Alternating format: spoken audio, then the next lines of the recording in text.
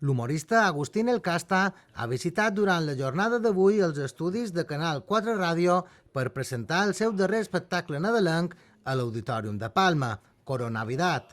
Una cita més necessària que mai i que es podrà gaudir a la capital mallorquina del 25 de desembre fins al 10 de gener. Jo crec que nosaltres ara feim molta falta. Nosaltres, jo dic sempre que som els sanitaris de l'ànima. I tant, no? Som els sanitaris de l'alma. Aquest Nadal, sense reunions familiars, així com tota la vida.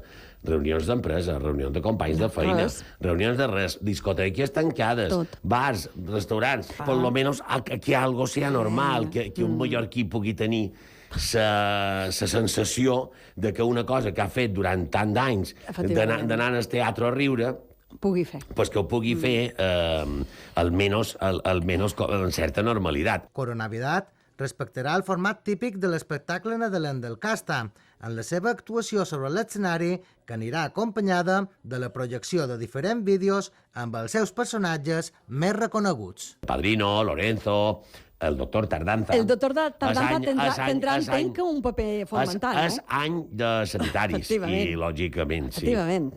El Padrino és un personatge molt impactant. A mi m'agrada molt. De fet, me passa una cosa amb el Padrino. El gravam, i jo després, quan me veig, no me reconec. Dic, això no... No són jo, no? Això surt a vegades... Igual és que el tenc de dins. Tenc un Padrino de dins. El Casta, qui afronta aquest espectacle nadalenc en la mateixa il·lusió en la que va començar ara fa 25 anys, ha assegurat que els humoristes s'enfronten avui en dia a un escenari molt diferent, amb una pèrdua de llibertat molt important. Principalment, els culpables són, jo dic que són les xarxes socials que han creat algo que nosaltres no havíem conegut mai, que és la censura.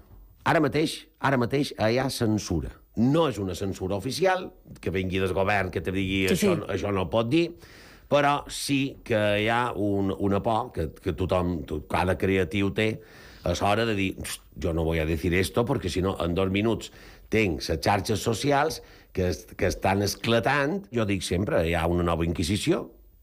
La nova Inquisició està a les xarxes socials.